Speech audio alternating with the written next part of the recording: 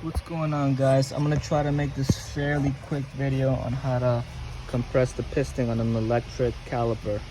Okay, and this right here, we have a modern Honda Civic. So what you want to do first is,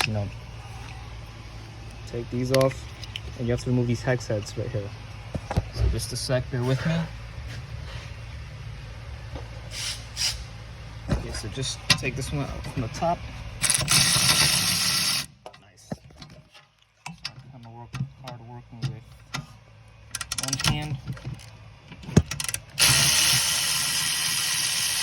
That's the top one and the bottom one.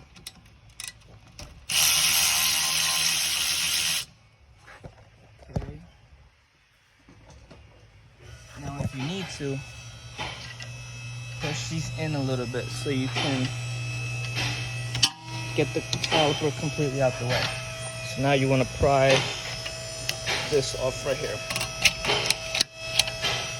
That comes off. Now pry the caliper itself. And now be careful because you do have a connector there, but we do have enough. Actually, we don't have enough slack.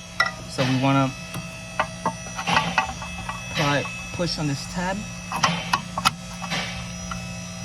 and hopefully it comes off.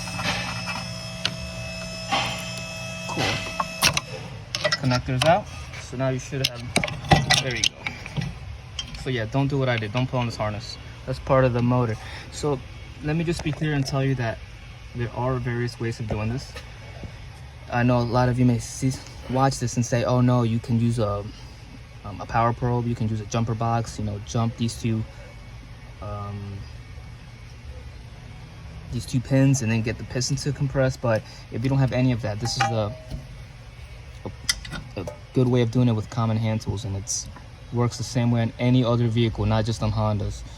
It works on, I guarantee you, if you have an electric rear caliper, it will work. So to start off, once you have it out like this, start off by removing these two hex heads right here, these two.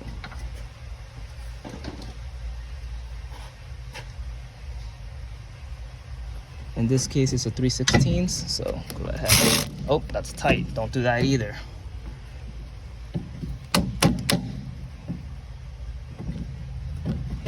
It's awesome working with one hand.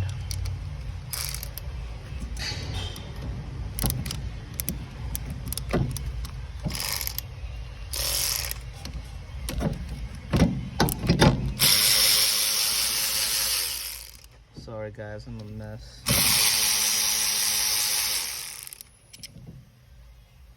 There you go. So you have these two screws right here.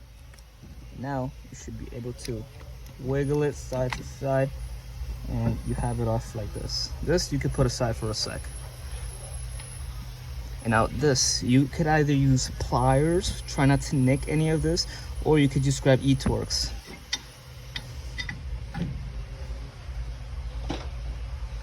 And a lot of you may think, oh, tighty righty, lefty loosey, but in this case, if I'm not mistaken, it's not always the case. So I think it's always on, actually. So the way I do it, I never know exactly which way to go, but keep an eye on this lower piston. Go one way, and if you see the piston coming outwards, you're going the wrong way. So in this case, I'm on, and I see the piston, it's at level. So this should be fairly simple. You should not need to put any force on it. So go until it stops. Until it stops, don't bother yanking on it. No, just go.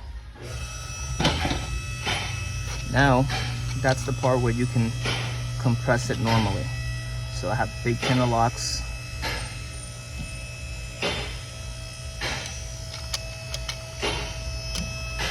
And that's as far as it goes. And now it's compressed. And now to put it back, it's the reverse order. And this only goes one way, so don't worry about putting it on wrong. You might need to wiggle it a little bit. There you go.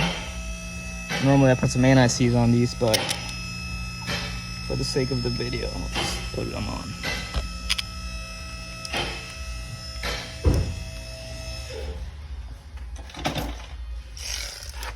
And it's on this time. And these do not need to be very tight.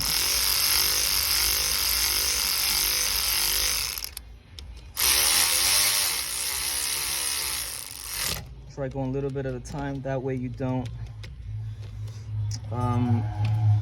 you know, make sure it's not going on cocked or anything. I think this is the screw from earlier that I over tightened.